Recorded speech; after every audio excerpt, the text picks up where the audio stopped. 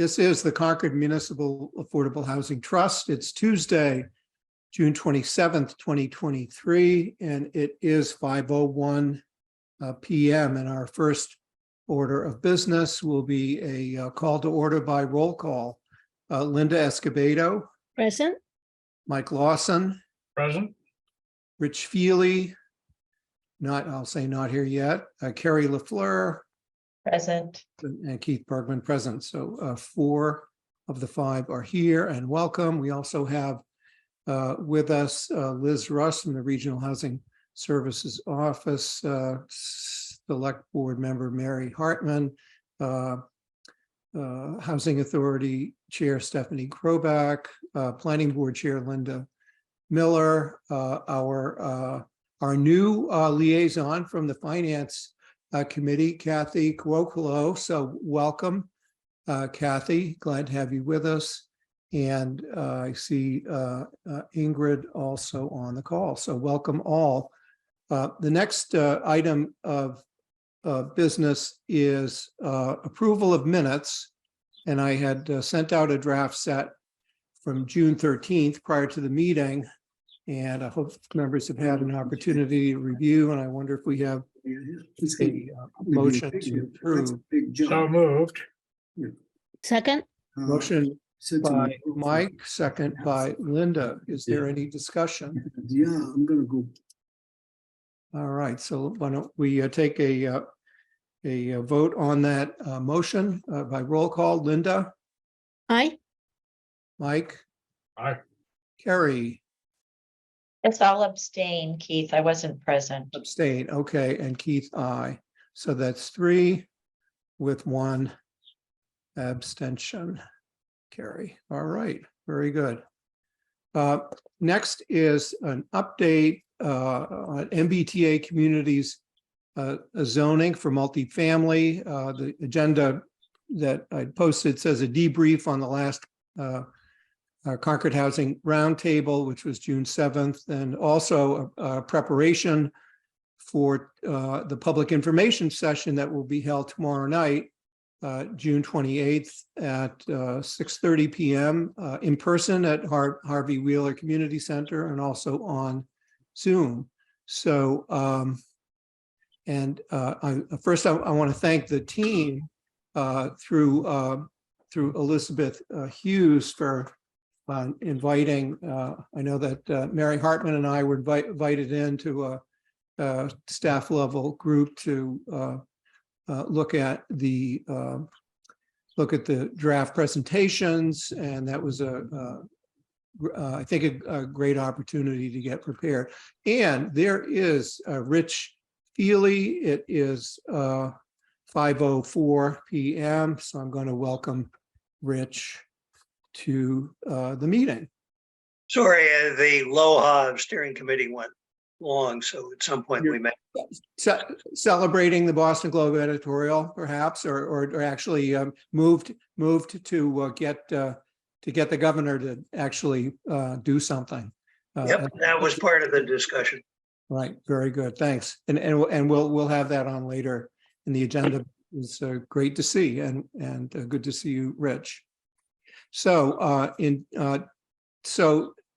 maybe it would be helpful for us to prep or just to discuss that there is a public information session followed by Q&A that will be tomorrow night at 6:30, as I mentioned.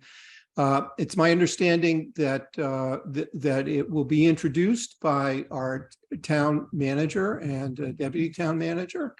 I just saw Carrie go off camera, but I appreciate that. And that there'll be presentations from Lily Linky, again from CHAPA, with an overview of the law, why it's passed, what it involves, what it could look like in Concord. And also Jeff Davis, who is the senior planner with Horsley Witten Group, which is the town's GIS mapping consultant, who'll provide information on compliance modeling, and which will and they'll go over the schedule of future meetings, which will be from July through September, to help people figure out where the map should go. So that's a general update. I don't know if folks have questions, and let me welcome Lee Smith, doing DBA Jen Smith for the call, our CHC chair. Lee Smith, welcome to the meeting as well. Thank you. Okay, so Thank you. I don't know if Mary, you had any further comments you wanted to mention, or Carrie perhaps, but No, I think we've got a good agenda for tomorrow night. I'm looking forward to it. yeah, I'm really feeling like we're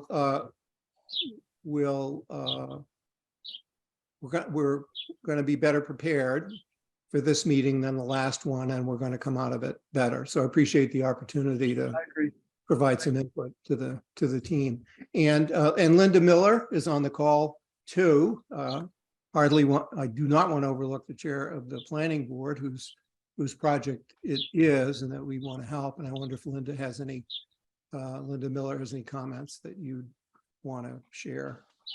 No, we're looking forward to the meeting and hope that we have a good turnout. And we'll hopefully get feedback to help us plan the meetings going forward that will have the mapping discussion will begin, but will need to be completed over the summer and early fall. Very good. And I did see a detailed timeline, which is either in one of the slides or it may be posted at the website, which keeps getting updated with information. So that's great to see as well. I see Lee Smith's hand up. Lee. Yeah, I just wanted to ask the group generally, is there a desire for CHTC to do anything formal, or just chime in if we've got something pertinent or helpful to say, or just want to manage expectations? Or you mean I'm gonna be there personally, by the way. Yeah, and I think that my suggestion would be, as the opportunity arises to, to say something and be supportive, I think it would be helpful. I mean, frankly, on the MBTA community, since it's about MBTA community zoning, I know one of the questions that's been out there is, should we include Junction Village in it or not? And I mean, honestly, I don't see any reason not to. It doesn't require you to do it. It doesn't, so if you have an opinion about that, that would probably, as a property owner, that might be an important. My opinion is yes, but we can bring that up tomorrow. Yeah, great. Thank you. Sure, thanks. Good answer. All right. Thank you. Stephanie. Hi, just a quick comment about the MBTA communities talk tomorrow. I'm hoping, and this is probably something that folks have also thought through, is that tomorrow's session will set the stage for ongoing conversations, that it'll be the first of or the kickoff for, you know what I mean, in terms of the context for what this is, and also the timeline that I think is important, what Linda Miller just mentioned in terms of things that she plans to do. Given a certain time frame, she has milestones to meet. Just a quick comment about that as we anticipate tomorrow's meeting. Yes, thank you. Good suggestion. And welcome Diane Proctor, who's here from the CPC. Thank you very much. All right. Other comments, questions about tomorrow night's MBTA communities zoning?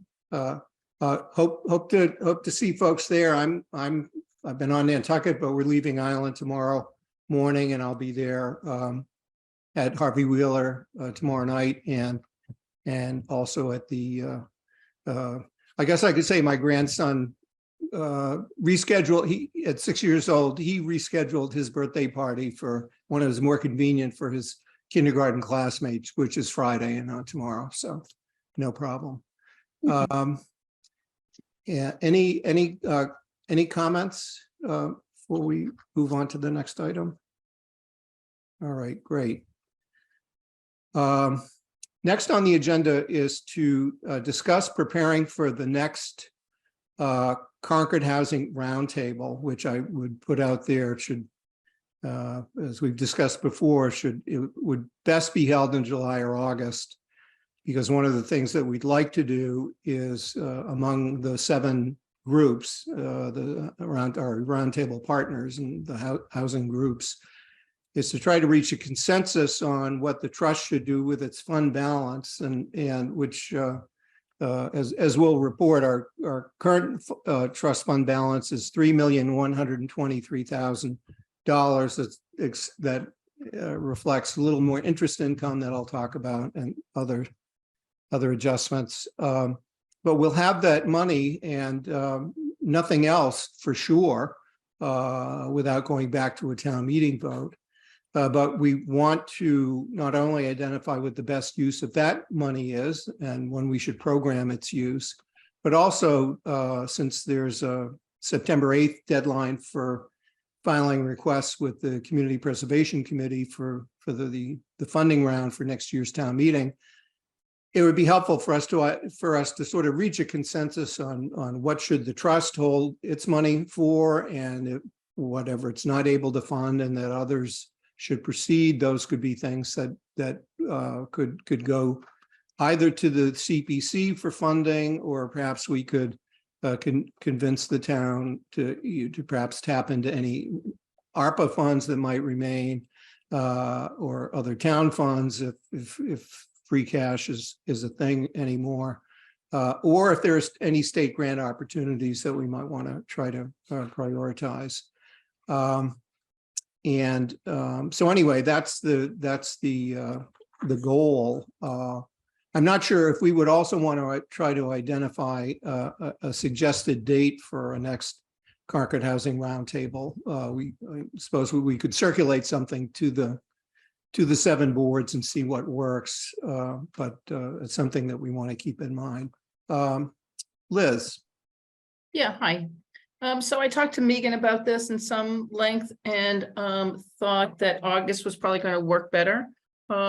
She thought that maybe making some additional progress on the MBTA and getting that mapping done, that mapping exercise and some of that, as well as I think to your point about funding request.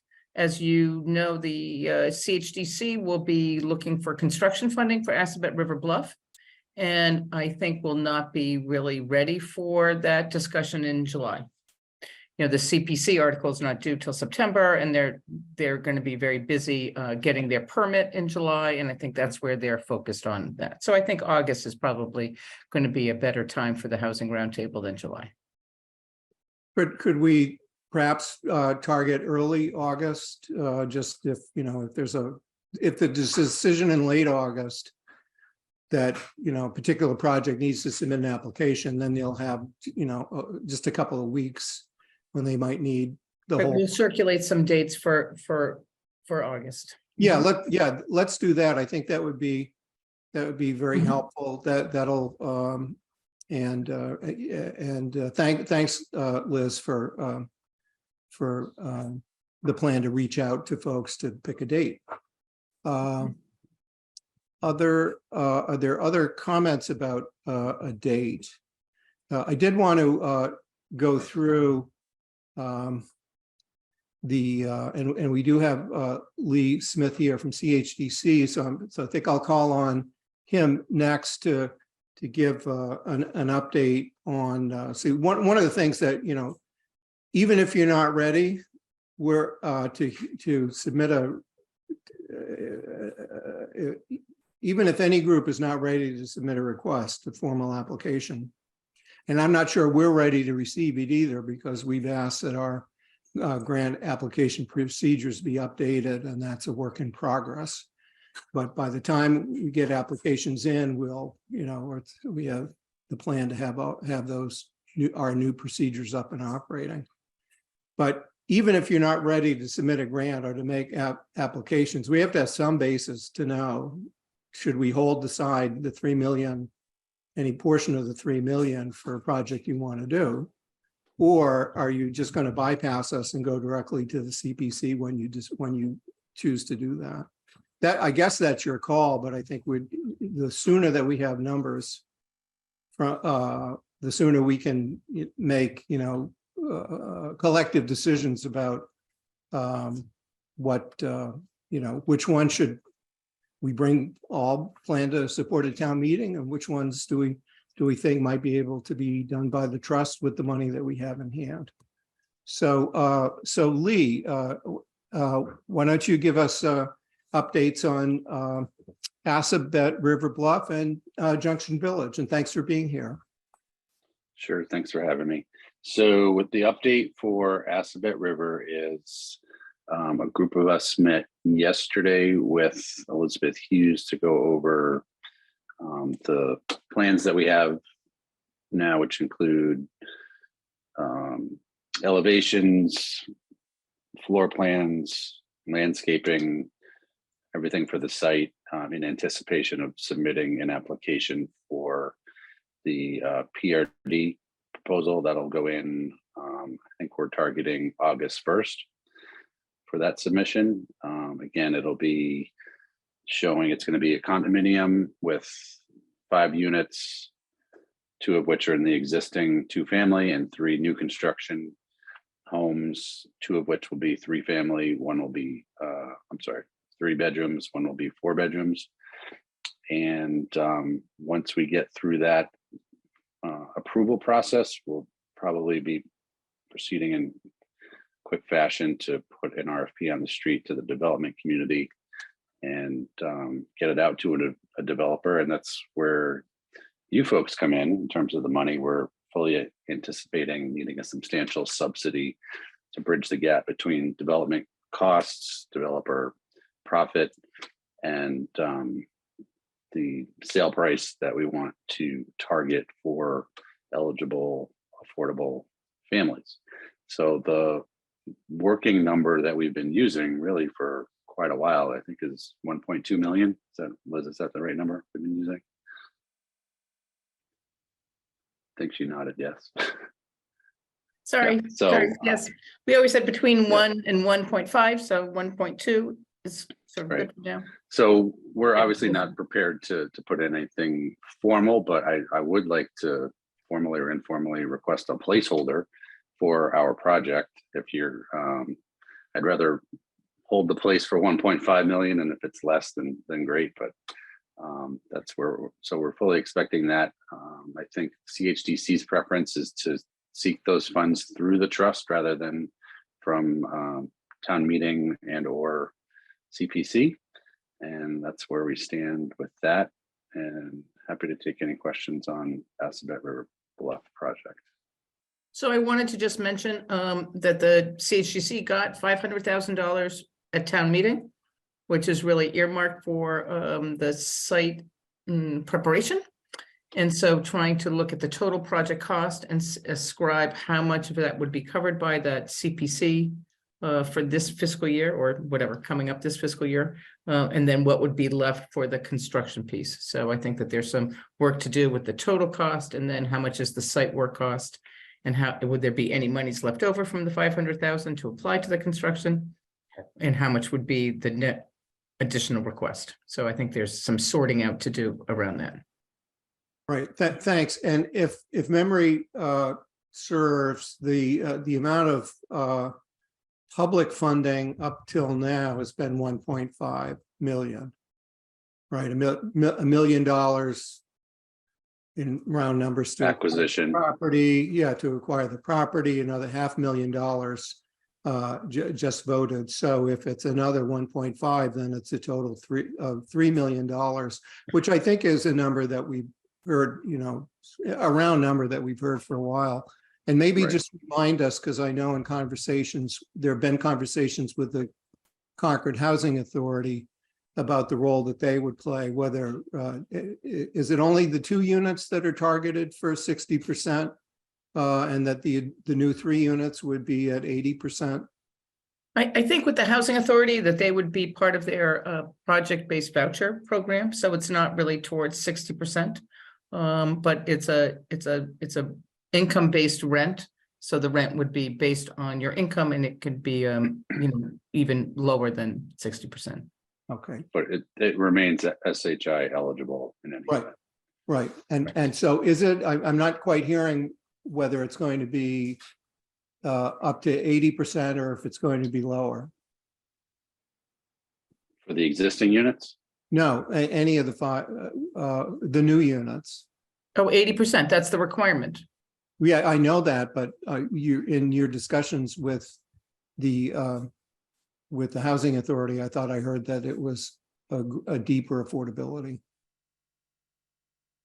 If not, that's fine. I misheard it, but I'm just asking since, Well, I think you have the 2 existing units and then the 3 new units. So the 3 new units would be at 80%.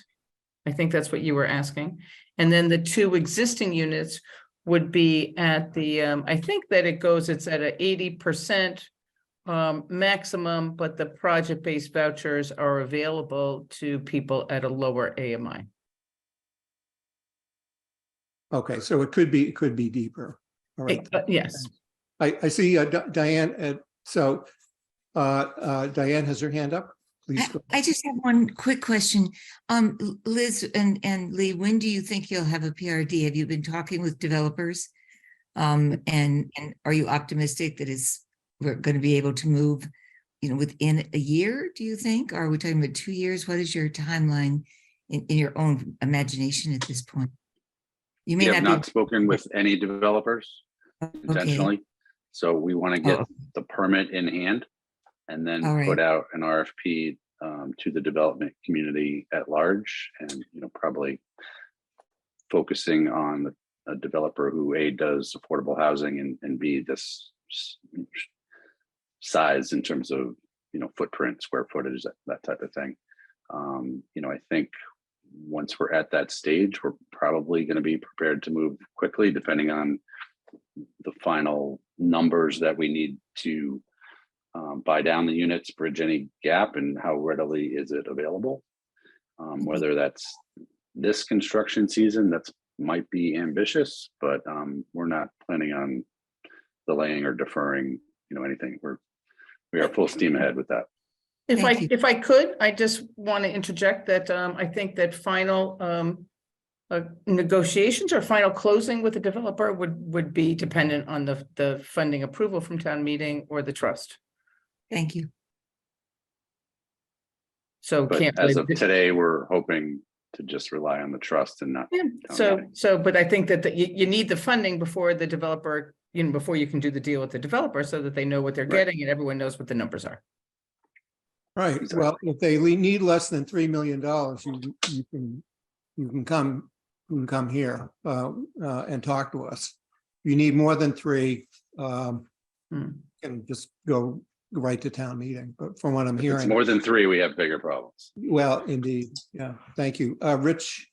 Yeah, well, it strikes me if this thing is on a reasonably fast schedule and money has to be committed to get the developers in some way, obviously we want to get the lowest possible subsidy for what we're getting, that we should use trust funds, because otherwise it sounds like you can't really do an RFP until after town meeting next spring. Is that right, Liz? Agreed. Mhm. Yep. I mean, we got the land, let's do it. And, it doesn't mean that we can't come up with, maybe money for. One Village. way or another, the town meeting has already committed these funds for affordable housing purposes.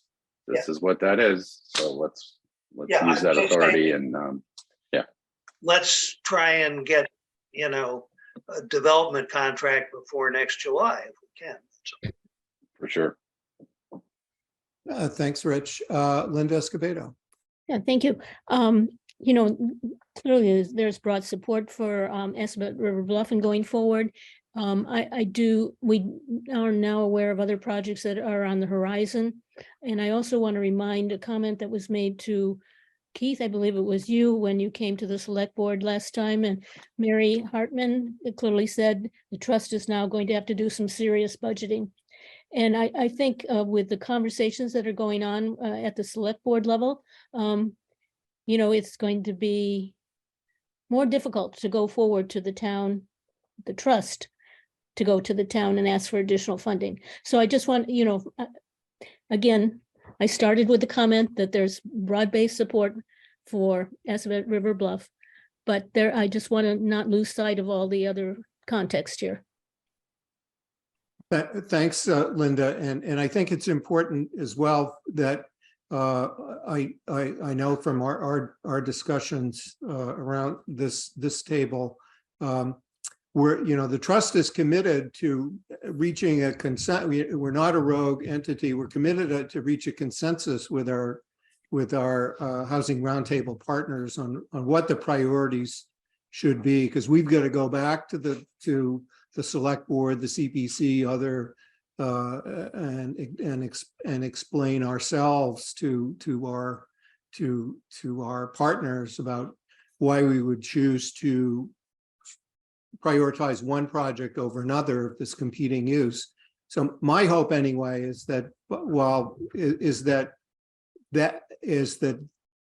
the reason why we need a Concord Housing Roundtable sooner rather than later is so that those 7 groups can reach a consensus on what's the best use of our $3 million balance, and that we're all in agreement on that. And won't be a unilateral decision, but it'll be a cooperative decision among all of the groups. So if I just can continue here a little bit, I certainly agree with the spirit of that, and but I also hope there's an opportunity for the trust to have some conversation as well.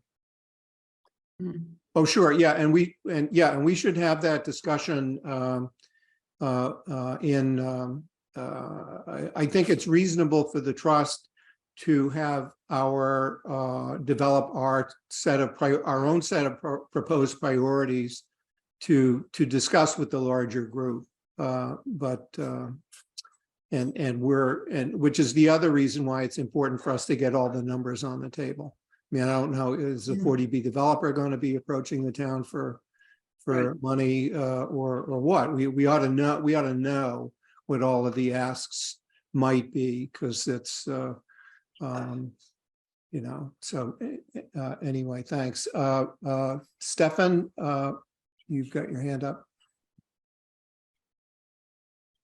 Thank you, Keith. I just wanted to suggest that if you can move ahead before town meeting, I think that would be good. I know that one of the things that frustrates town meeting members is they vote the money, they vote to do something, and then 2 years go by and nothing's happened, whether that's road paving or anything else. I think momentum wise, to the extent that you can get to at least an RFP being issued before town meeting, you have a contemporaneous update that you're making progress. And more to the point, you spent the money that you had and therefore have a better case to make an argument for another allocation of money from the town, free cash or whatever source.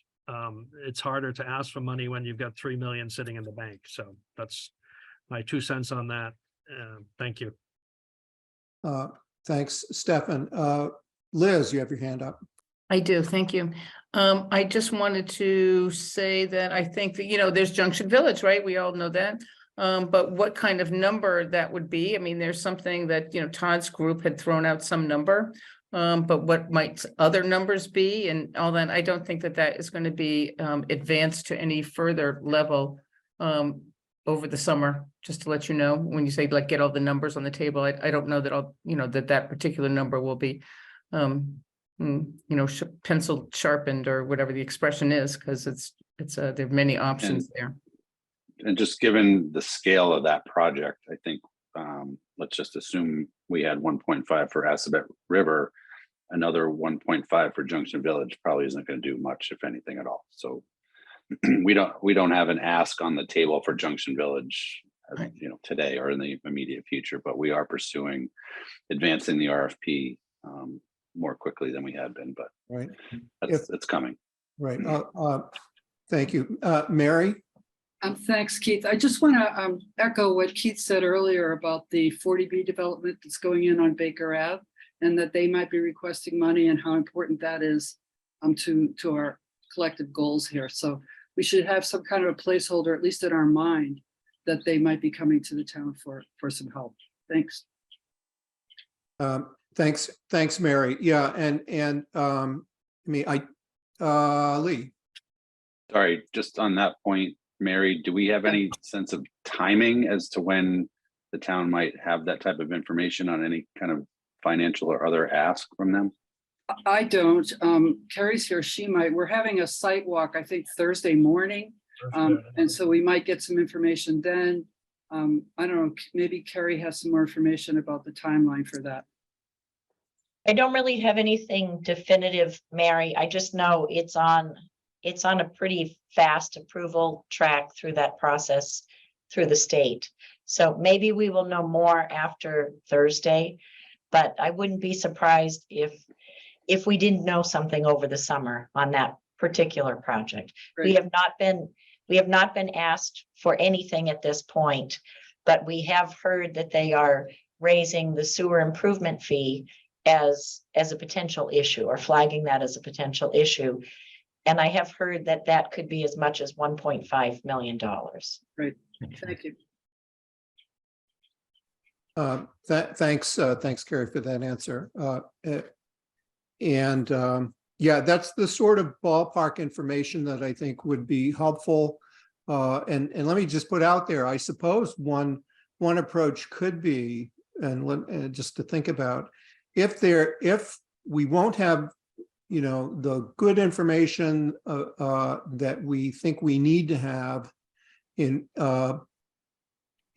order to figure out which project can actually deliver on any trust funds that we might vote this calendar year to give. Maybe the alternative that we would think about is mindful of a September 8th CPC application, is say, well, I don't know, we got a whole bunch of things that it might be, and maybe the application that should go in is for additional funds for the trust. So that we're not prejudging which of several needy projects could go to the head of the line at the trust, and the ones that can't, then they stand in the longer line for town meeting. Maybe what we do, if we genuinely need more time to figure it all out, because that may be the approach that folks, that the seven roundtable partners could get around, is, well, let's figure out what funding we need to go after a town meeting, and what might that be, and I don't know. I mean, certainly it's a conversation with the CPC. It sort of asks the question of, well, how much money will you have available, and then that's the amount that we'll request to be able to advance as many of the things on the table as we have. Lee?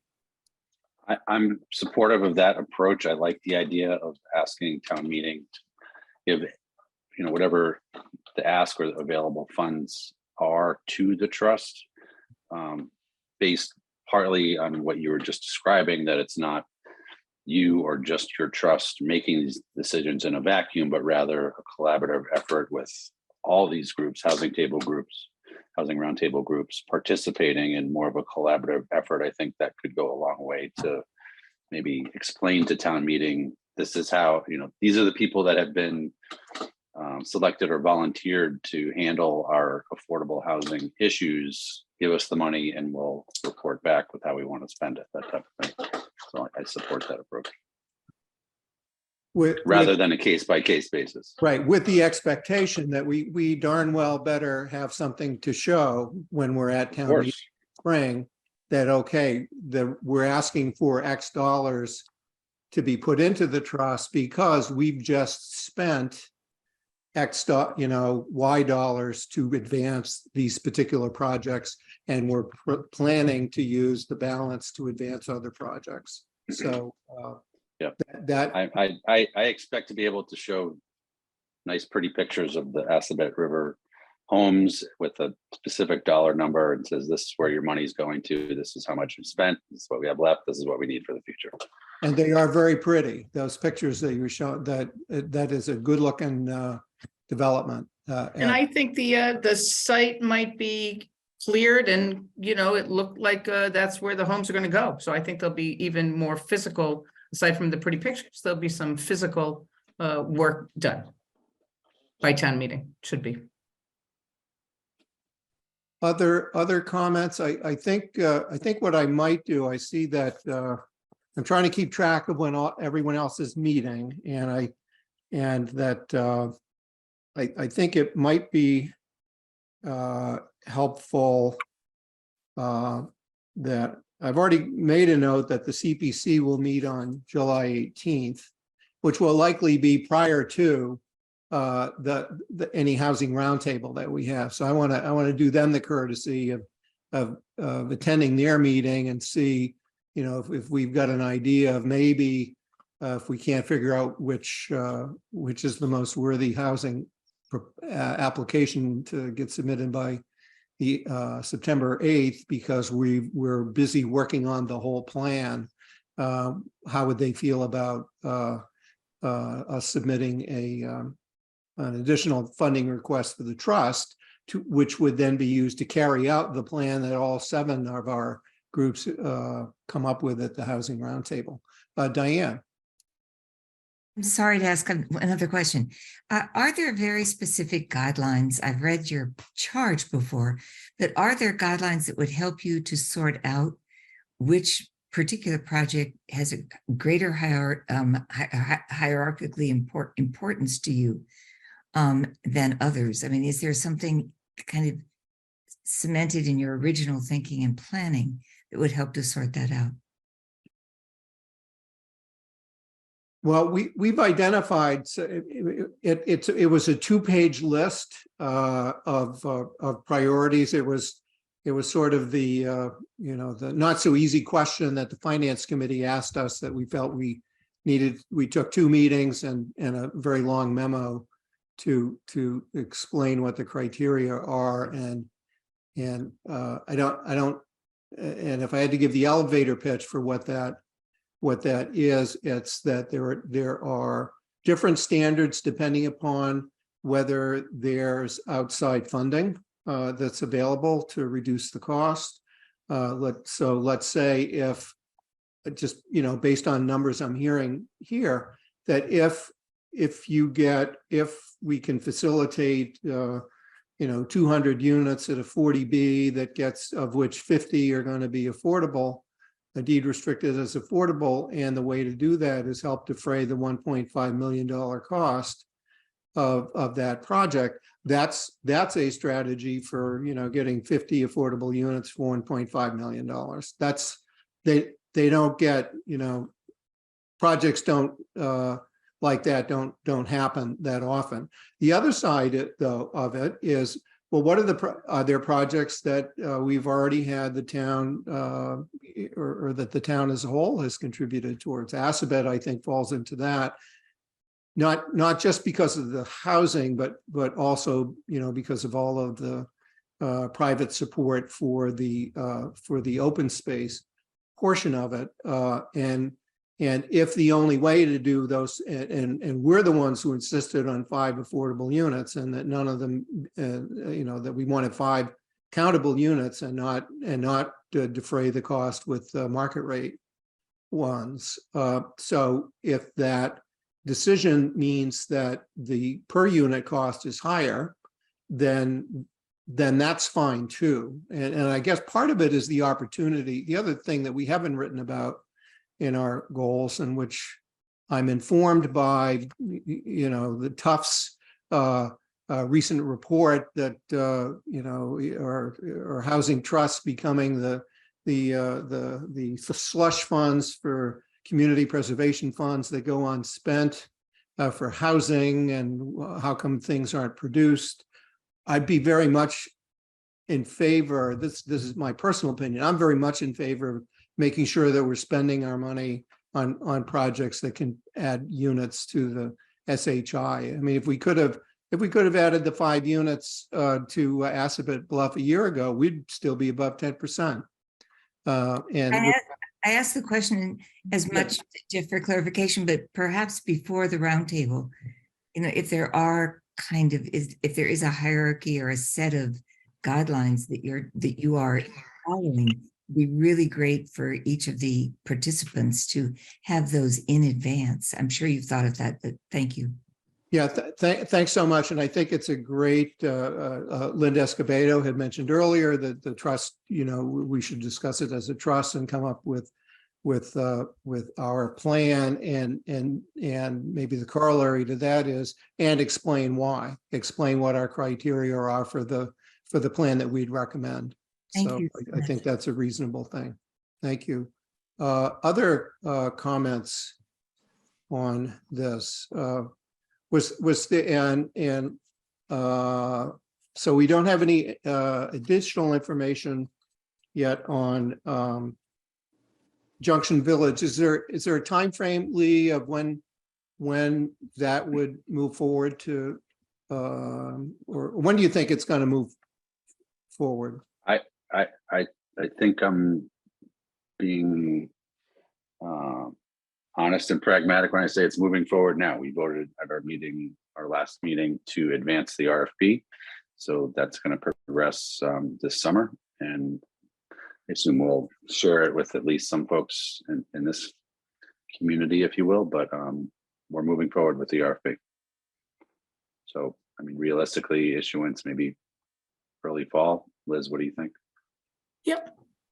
I mean, there's probably, the CCC has a couple of meetings. There's a rough draft in place now. So, yeah. August might be a little tight, but maybe September, sure. I think that, part of it was waiting for this 40B to be proposed, so that there could be more open discussion around the density, and not having the 40B 10% pressure being part of the density for Junction Village. So then it could be a discussion of what should the density be for that property, everything else, and the subsidy that's required. The density brings in 2 issues that people are really concerned about, of course. One is the money, and the other is the access to the property. So And traffic. Yeah. Right. Very good. All right. Any more questions about of Lee about what CPC's up to? Okay, why don't we move on to the Concord Housing Authority, that we got an excellent briefing at our last meeting about the project voucher program, and I attended the authority's meeting on June 20th when they issued an RFP. But it's my understanding that those you don't require funding. You don't require That's right. town funding for those. So I'm wondering if is there, for purposes of numbers that we should plug into a plan, are there other things that the Housing Authority thinks that would need either monies from the trust or things that you would want to apply to CPC for? Just so we have you on our radar screen. Yeah. I specifically asked this question, as you remember, from the meeting on June 20th about whether we needed funding for the project-based voucher program, and the answer was no. I think for Concord Housing Authority, and I think this is probably one of your criteria, is to the extent a housing entity has the ability to ask for funds from another department or organization, namely in our case, the state, we should go there first. And as far as I know, right this minute, there is not a priority for CHA in terms of asking for trust dollars. We will be meeting in early July, I'm pretty sure. And at that meeting, I will make sure we talk this through. I'm not sure about your timing, but my sense is that we don't have anything specifically on our radar where we would be asking for funds from the trust or from CPC. Okay, well, thanks very much. And if there's support or help you need, I read in the newspaper that that big one in Boston, that there's going to be all kinds of money spent to redo existing aged housing authority Yes. properties. So hope you Yeah. can catch some of that money if Yeah. they squeeze it out. So. Yeah, and if I just also, Keith, just to make a comment based on your earlier discussion, and you know, I know I'm a relative newcomer. I think it seems to me that the trust is really, you know, for the town anyway, relatively new, a newcomer in terms of an entity. Yeah. And to the extent you guys have now in your coffers a proud $3 million+ I think it's important for the community to understand how you decide, you know, what is the criteria for how you decide how to use your 3 million, how you came, you know, how you came to that decision. And I think there are groups that may give you input, but the ultimate decision makers about how those dollars are spent, I think, is really the trust as an entity. And that, again, I think is an important thing. I know this is probably more process than it is anything. And, you know, so I think it's first step one is to get your criteria straight. And step two is how will you spend your 3 million? And ultimately, inevitably, your 3 million isn't going to be enough for what our priorities are as a town. And at that point, we then need to decide then what, you know, where do we go next for our dollars? I just wanted to mention that. Thanks, Stephanie. Okay. Any questions of the Housing Authority? Okay. Next are a couple of items that are that the town is put on our radar screen just for us to know. The surplus state property at 91B Main Street, which you recall Marcia Rasmussen talked to us about some months ago. It's surplus state property that was acquired with federal highway administration funds back in the 60s as part of the layout of Route 2. MassDOT has reportedly indicated that the town could, I guess, try to acquire the property for affordable housing purposes at a lower than market rate cost. The appraisal that MassDOT did was $620,000. The town has since had an appraisal done at $690,000 for the trying to recall how, I don't have in my notes how big it was, but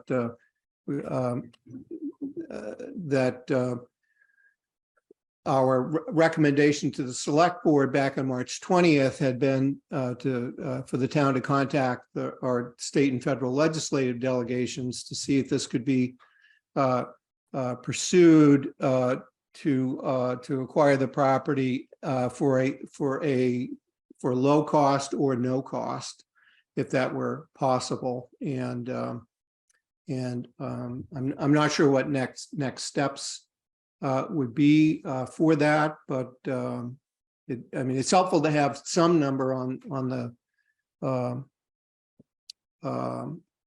our radar screen, and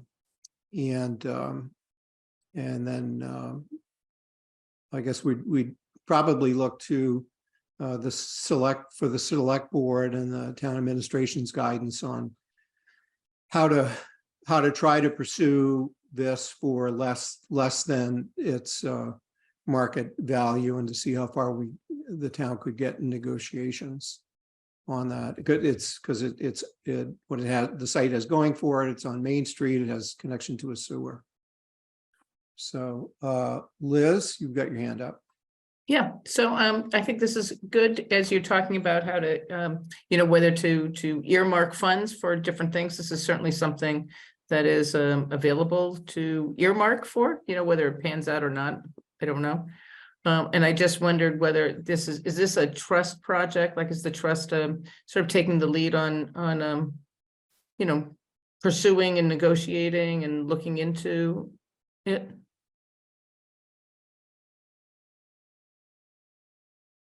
That's my question. Yeah, I mean, our recommendation was to go the political process and find out what our legislators can do to get the MassDOT or Federal Highway Administration to reduce the cost. So it's a political, it's not a typical land negotiation. I think it's a political judgment, which I think needs to come from the town's leadership. We're just an affordable housing trust. We could fund it, but I think it would require the town's leadership to go after it. We're happy to be part of the team that does that. So the town's taking the lead on this. Well, that, I guess we'll make it jeopardy and pose that in the form of a question. Yeah, so, we did just get the appraisal back. It hasn't been too long. We certainly can reach out to the legislative delegation as a start to see what kind of progress we can make. So we will do that. Maybe we'll have an update for the next meeting or within the next month. That's great. Thanks, Carrie. Yeah, I think that would be an excellent next step. Then we can know, is it, is it in the ballpark of what we think we can program in here, and if so, is it something that we would set aside or earmark trust funds for, or would we say to the state, no, we got to go and get some fresh money at town meeting next year and see if they're amenable to that. All right, so I think that would be helpful information to have as we piece things together.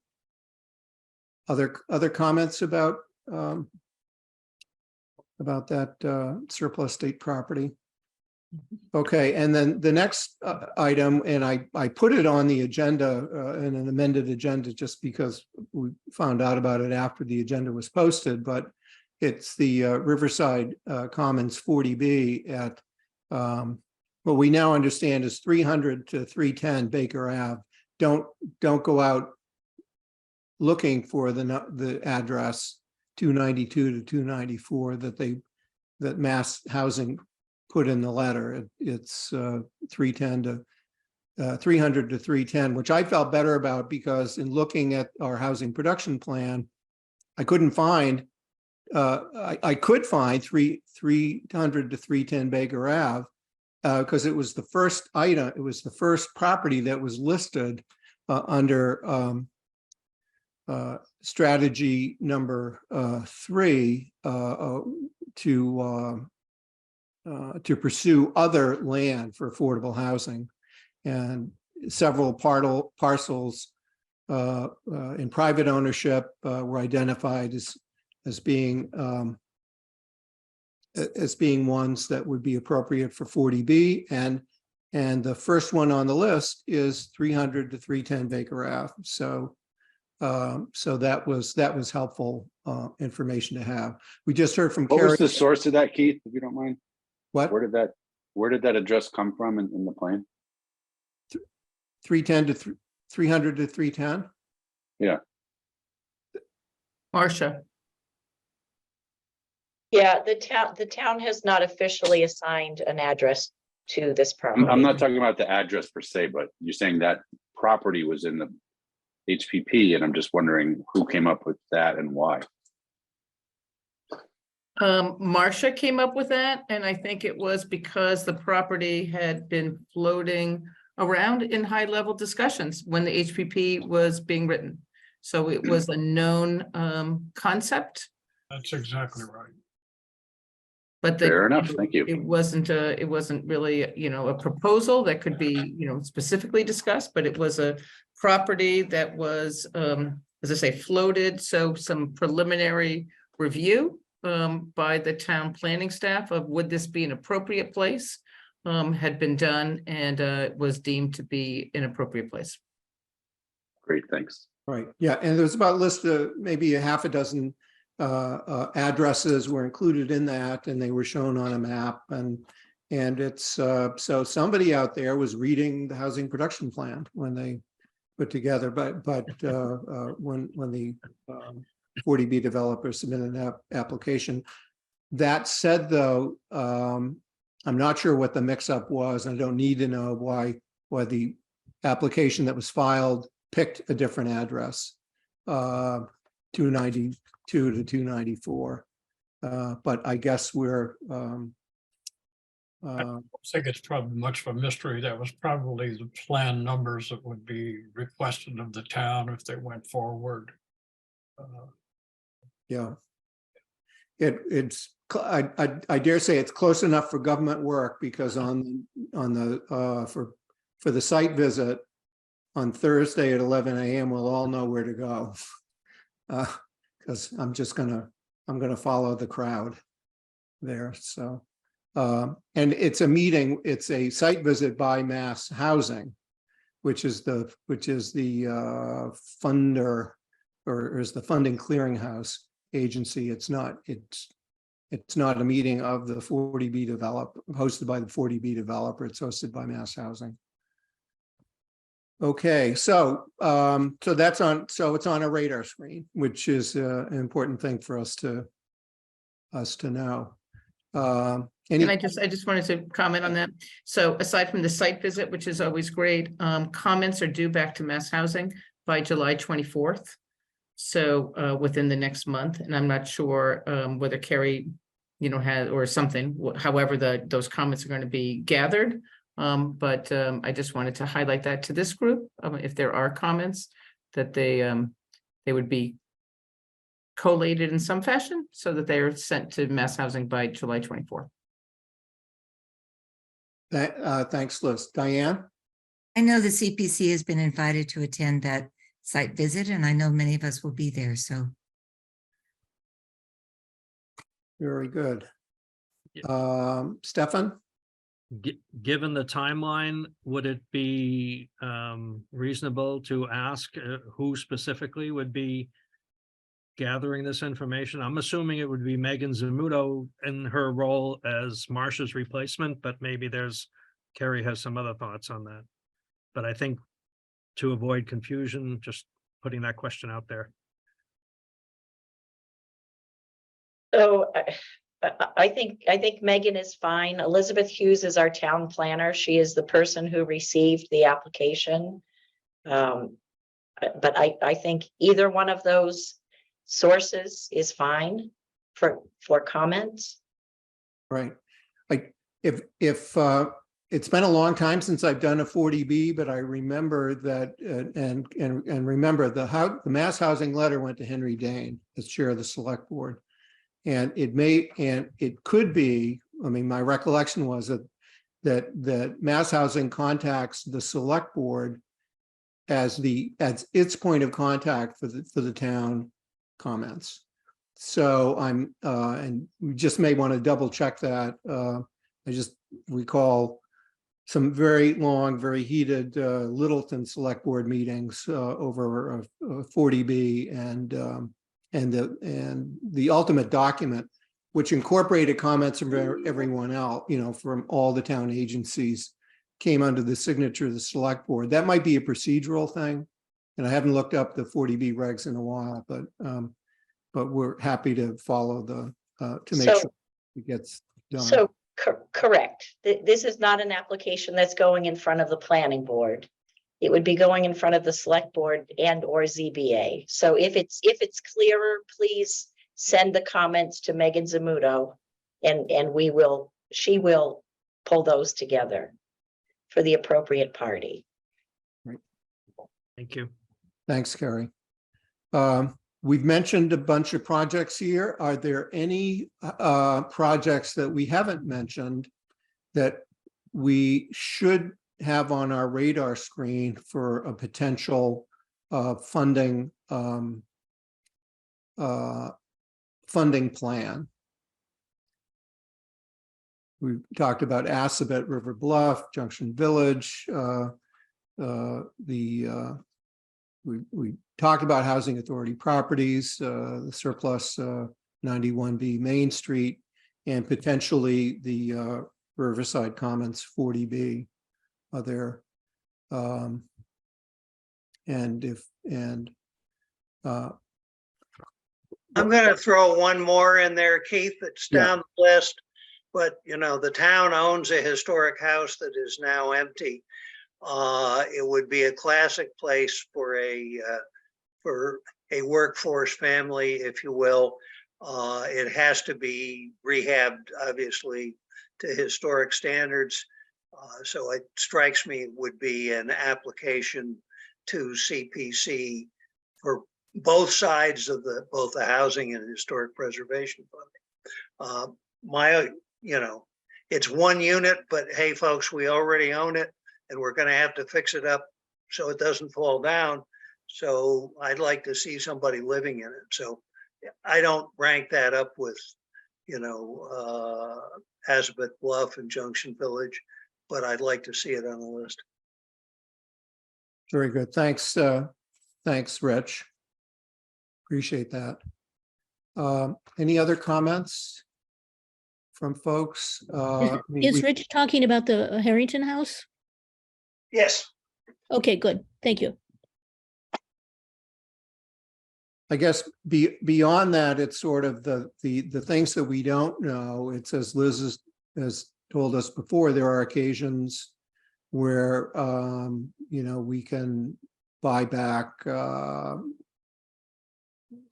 know, where there's the opportunity to buy down a unit, or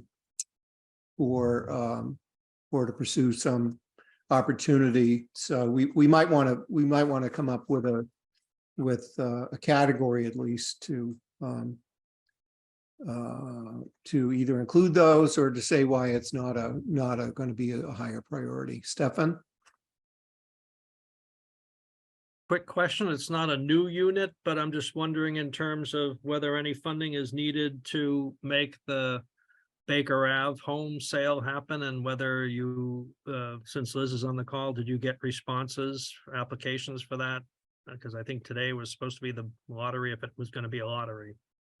Yes, you were right on it, Stefan, right on it. Today was the lottery, and I think we had 18 people in the lottery, so looks like it's a good lottery pool.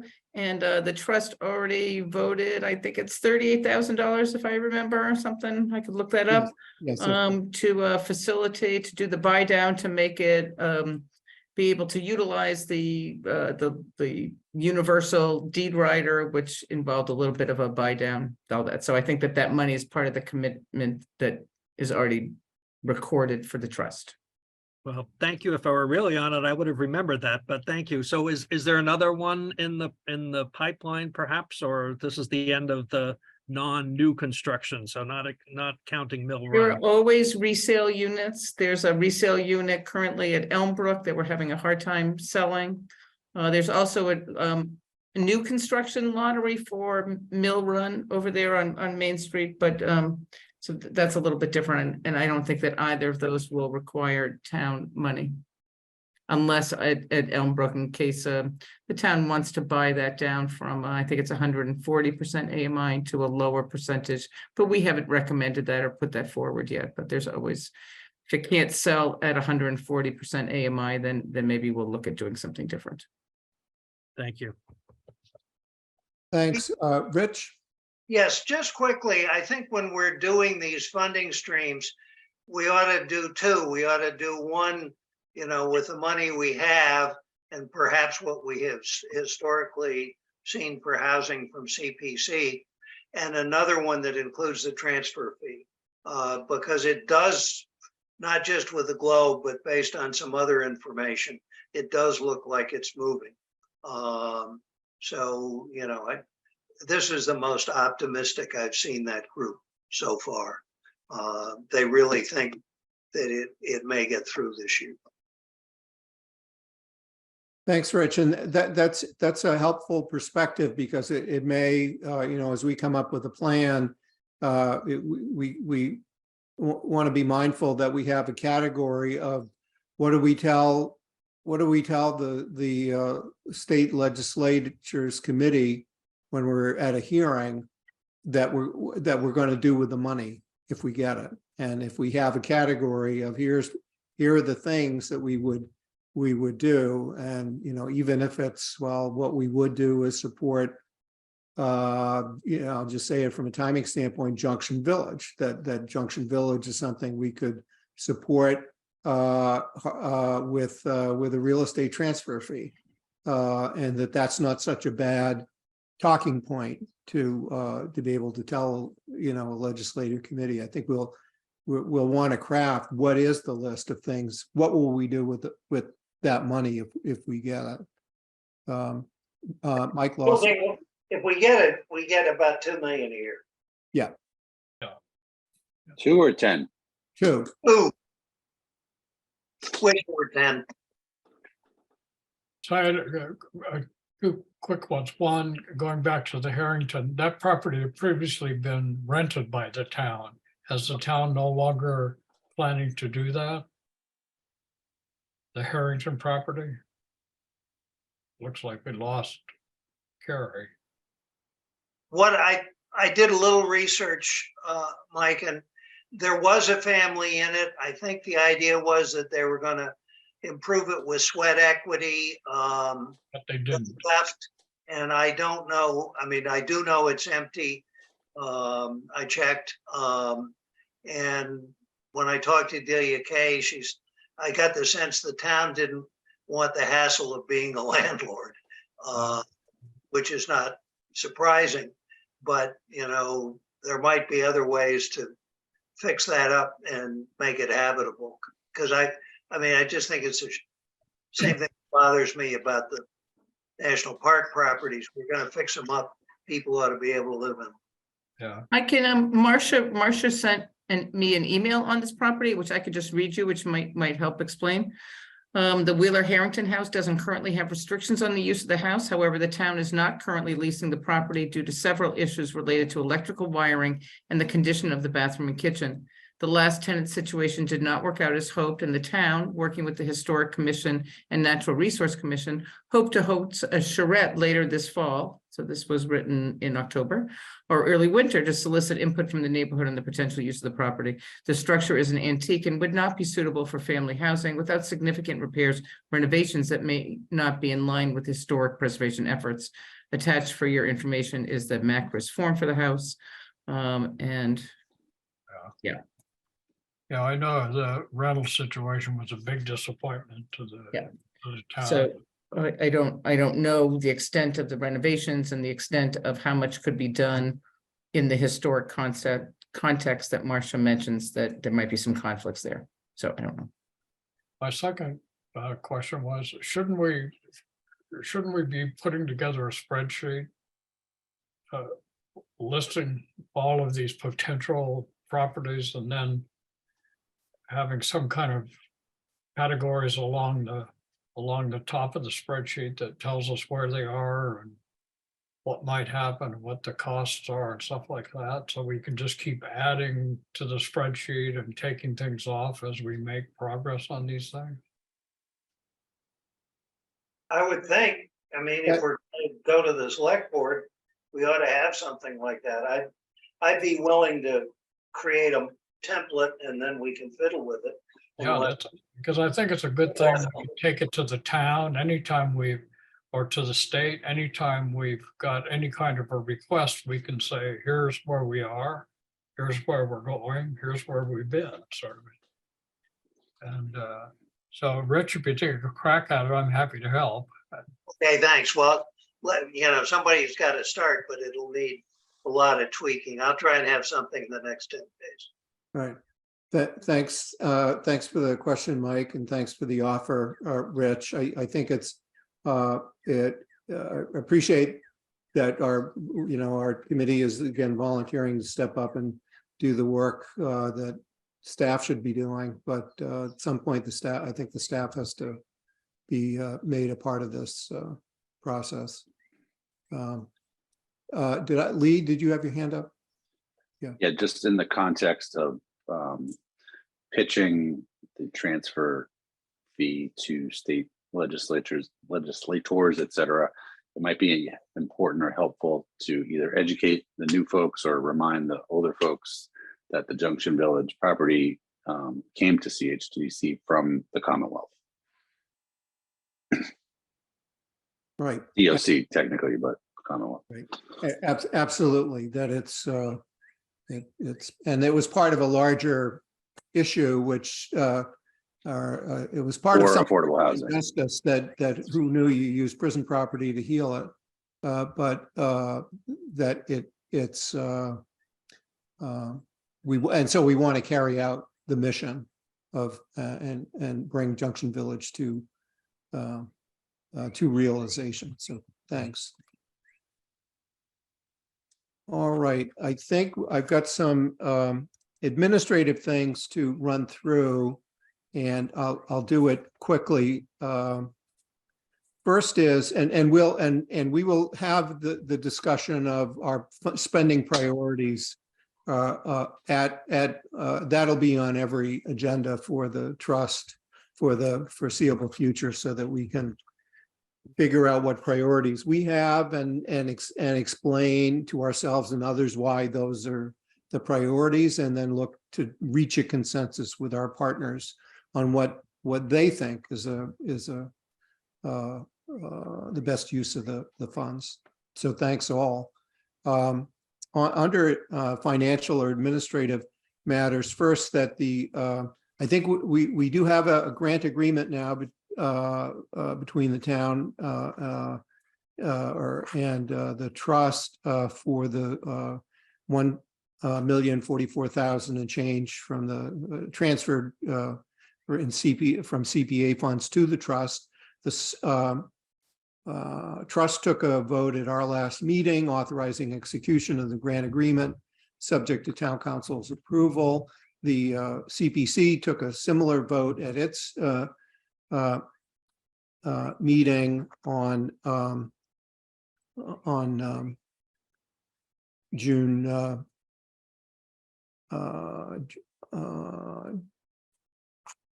let's see, on June 20th. Yeah, it was on the 20th. Ours was on the 13th. It was on the 20th.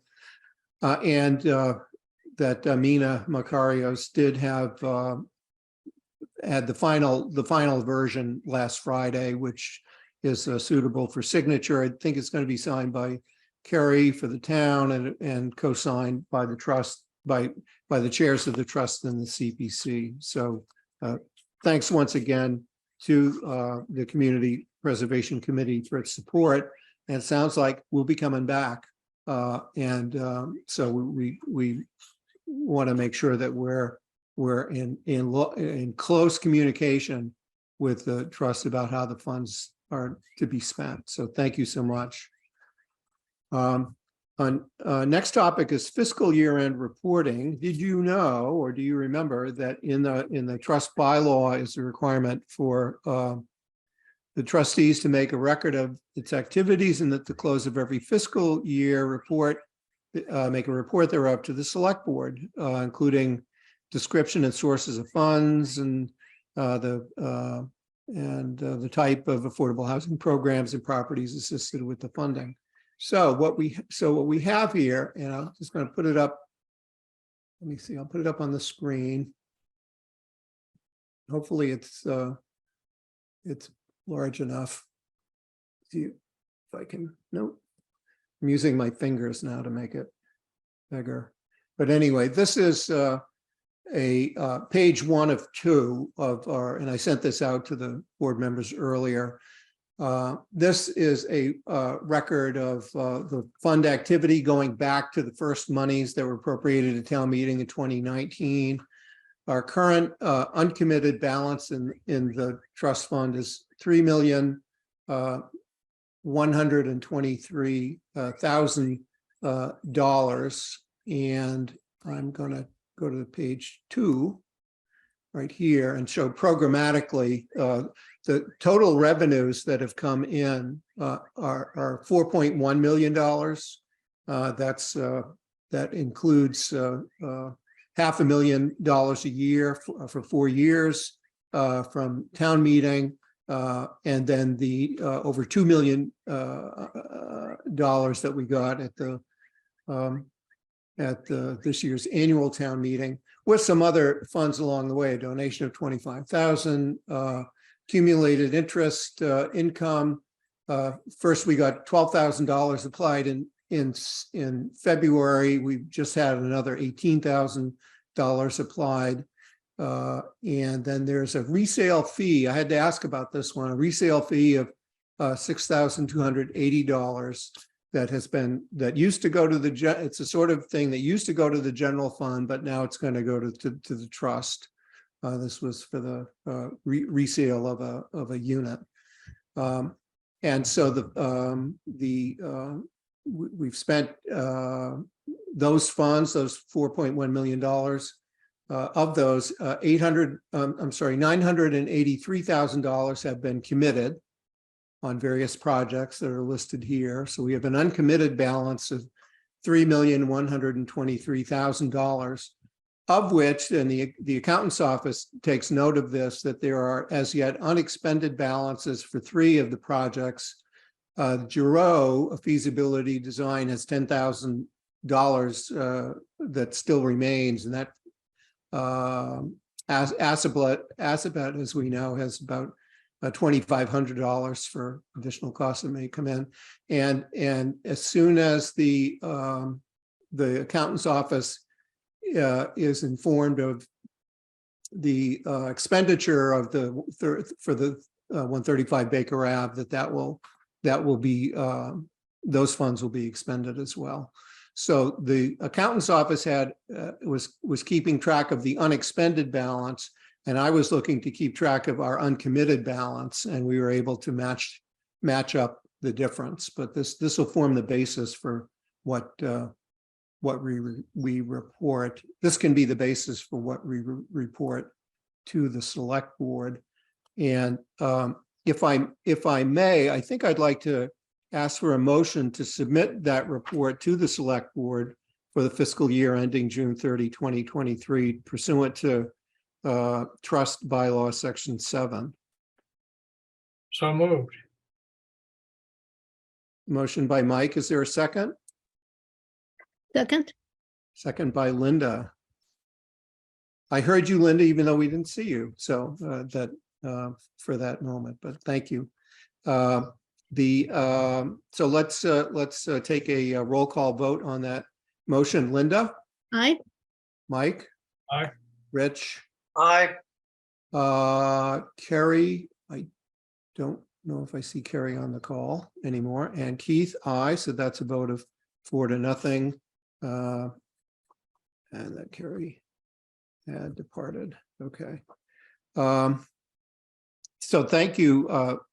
Thanks for that. I'm following up with town staff about the grant application process as we've indicated, and that I would say that why don't we have that matter on our next agenda, along with updating our interim guidelines, so that we can help answer the questions that we're being asked about what are the priorities that will guide the trust, or that the trust wishes to have guide the use of those funds. And so I'll touch bases with Megan about after the meeting, and appreciate all the volunteer work that Rich and others have done to get us this far.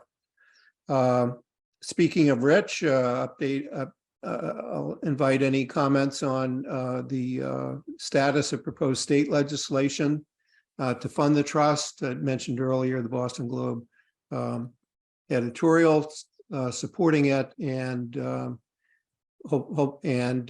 great to know that there's a lot of activity going on.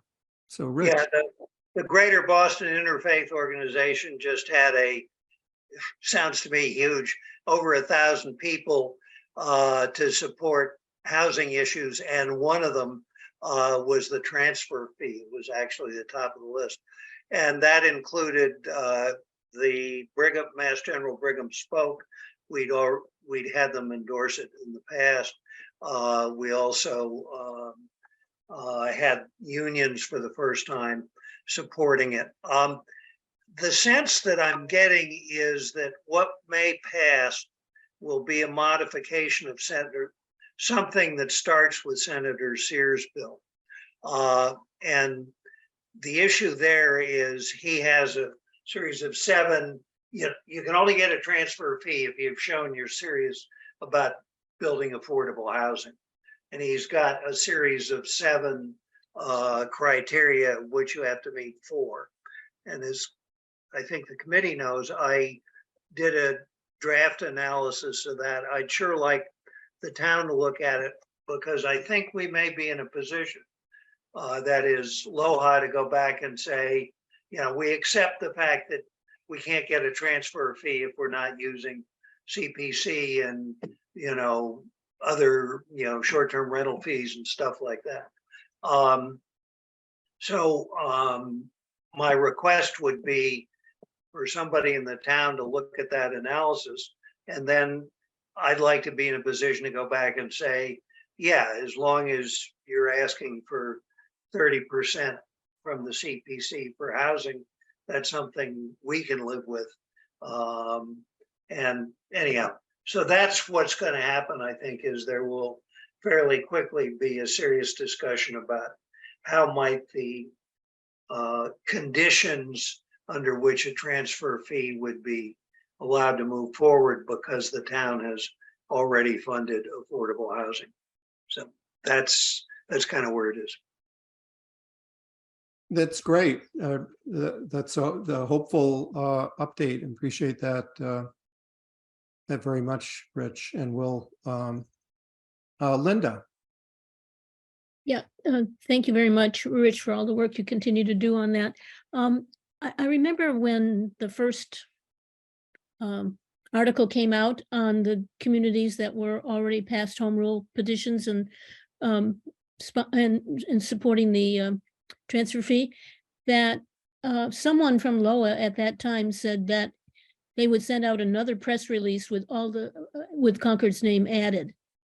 I'm wondering if that's something you can follow up on, because I think this will not be the last of the articles that gets published, assuming that the momentum continues.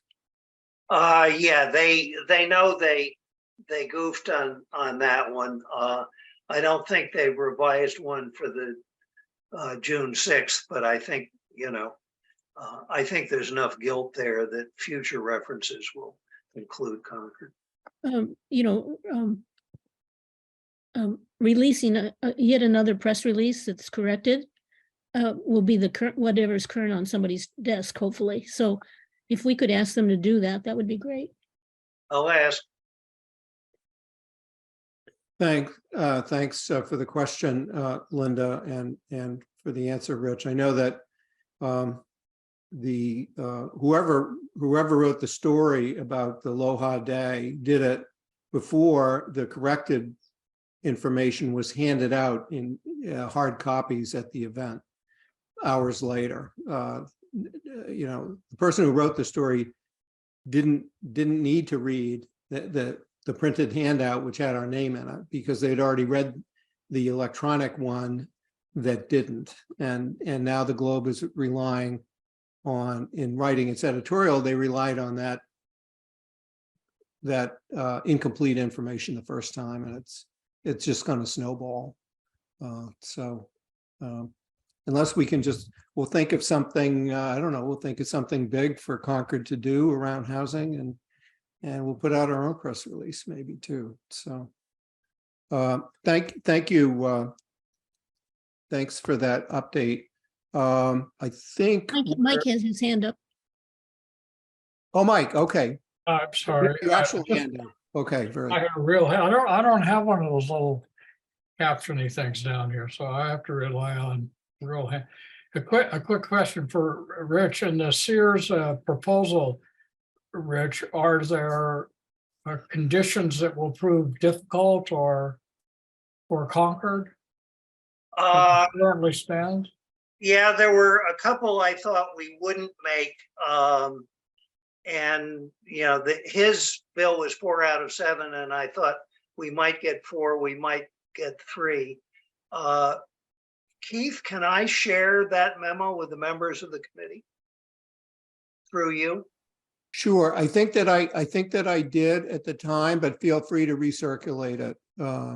Yes, because I'd really like people I did my best poking around on the internet to find appropriate numbers, but I may well be wrong. Yeah. Very good, thanks. I'll get that out tomorrow.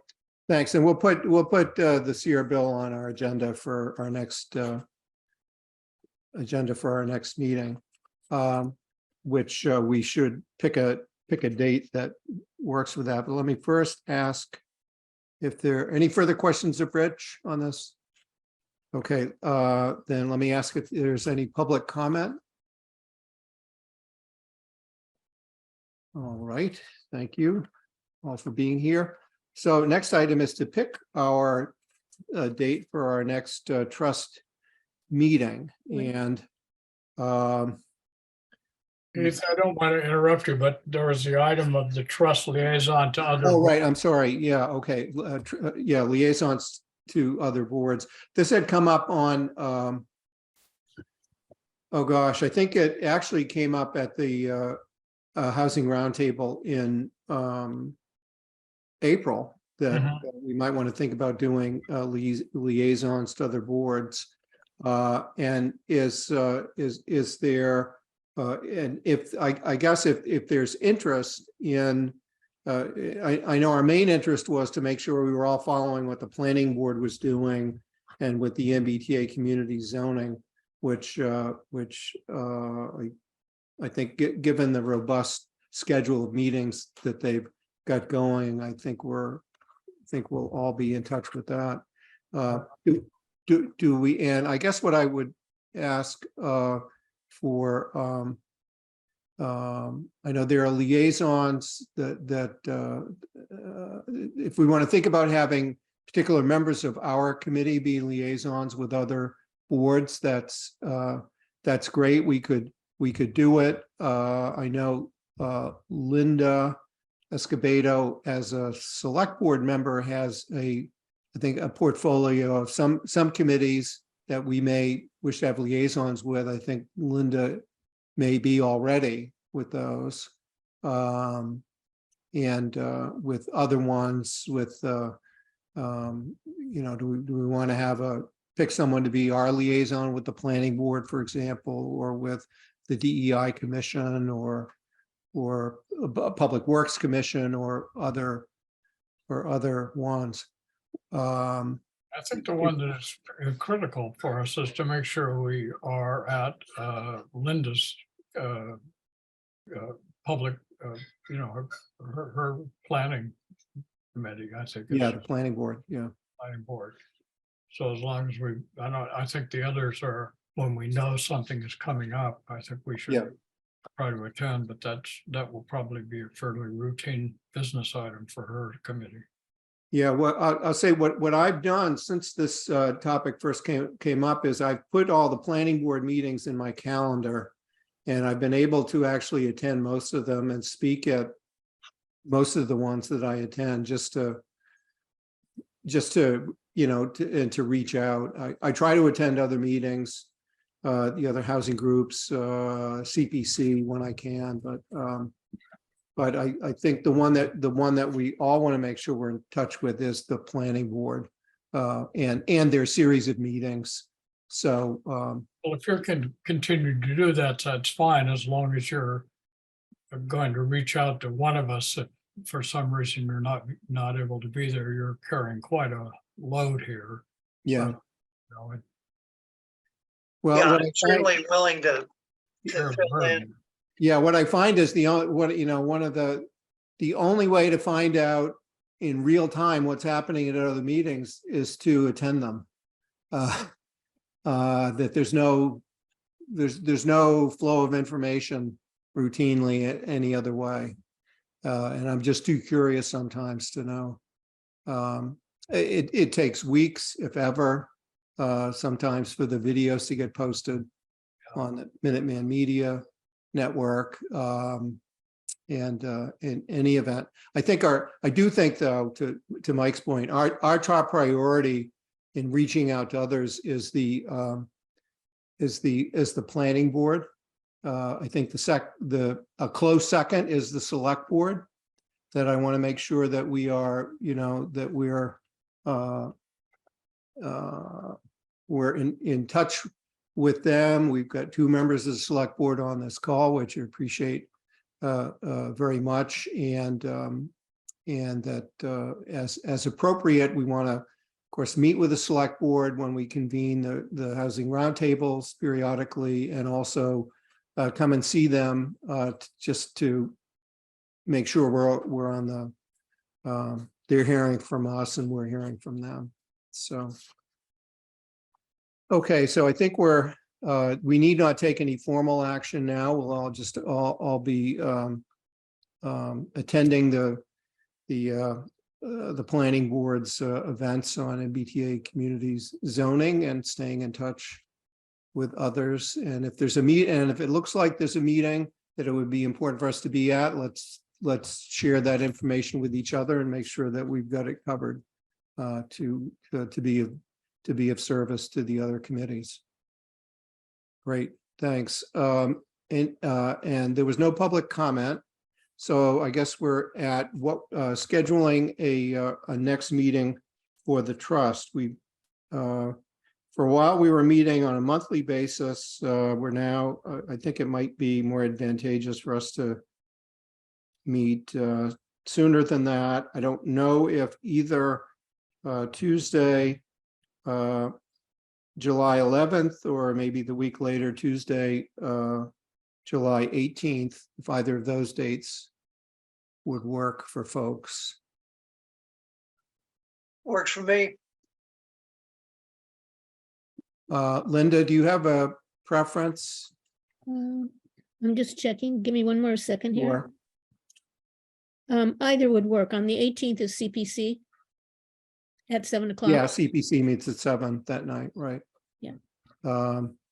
So why don't I check with Carrie and see if she has a preference for either the 11th or the 18th, and I'll report back. Great. Great. Thank you. And what I don't know, when I'm looking at meetings that are coming up, I don't know, is there a Concord housing, I'm sorry, is there a chair's breakfast in July? There was nothing on the calendar. And since they're not on Zoom anymore, I never know what's happening with them. But I'm hoping to be in Concord in person for most of July, so I'll plan to attend that. Well, if there is, if there is, and you can't make it again, just yell. Yeah, I will. We had the last meeting that we couldn't find anyone from our members who were able to attend. Well, I went to one for you. Yeah, did anyone on this call attend the most recent chair breakfast, Stefan? I did. I think you're up to date on everything that I would have thought of significant for this group. Okay. Was that the 21st, Stefan? It was the 21st, and it was when Henry Dane teased the information that there was a 40B out there, but he didn't say anything specific about it. So that was the big news, the big takeaway for me from that meeting. So that's what I missed. I had to read about it or get an email about it several days later. And he seems to be pretty much committed to in-person meetings. So I don't know why they couldn't be recorded and shared, even if you're not there. But that's, well, I went back and I looked at the last chair's breakfast that was posted on the video on Minuteman Media was in January, where Matt Johnson is lauding, hey, this, the feedback he hears that this hour is the most watched in town because everyone can just find out everything that's happening in an hour. So I guess, I don't know what the town's doing. Maybe they're all watching all the meetings like I am to try to piece together. I'm not even sure it's legal for him to insist that the meetings be in person. Because I think there is a rule now that meetings can be hybrid and in person. So I think there's some interesting questions to ask about that as we go forward. But Yeah, thanks, Diane. This is Stephanie. Thank you for saying that. I was just going to say the same thing. That room is set up to be perfect for hybrid meetings. Right. And it's really, Henry has an insistence on this, but I'm not sure it's really legal or appropriate. So just sharing. Yeah, and it's not a town board either, right? I mean, it's not a, it's a bunch of chairs, but Maybe that's the reason, Keith. I could. yeah, a bunch of chairs forming a circle, I guess, so. Okay.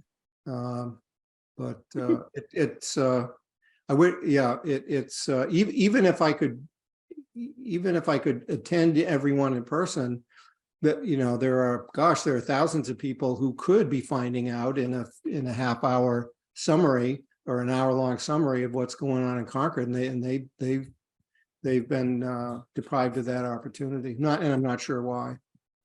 So it couldn't be for the coffee and donuts, but I think an interesting test would be if someone announced that they were making their own recording. Which I think is probably legal if you announce that you're making a recording in a public building, in a public meeting. yeah. Yeah, and anyway, I got bigger fish to fry than that, but I will. Question. So thank you. I have to go. Thanks for a great meeting. Yeah, thank you. So we have a motion to adjourn. I moved. Motion, Mike, second by Rich. On that motion, Linda. Thank you. Thank you. Mike, Bye, everyone. Rich, Aye, thanks. and Keith, aye. And thank you all for joining us. And it is we are adjourned at 6:38 p.m. Thank you all. See you tomorrow, many of you. Hi, guys. Okay, take care.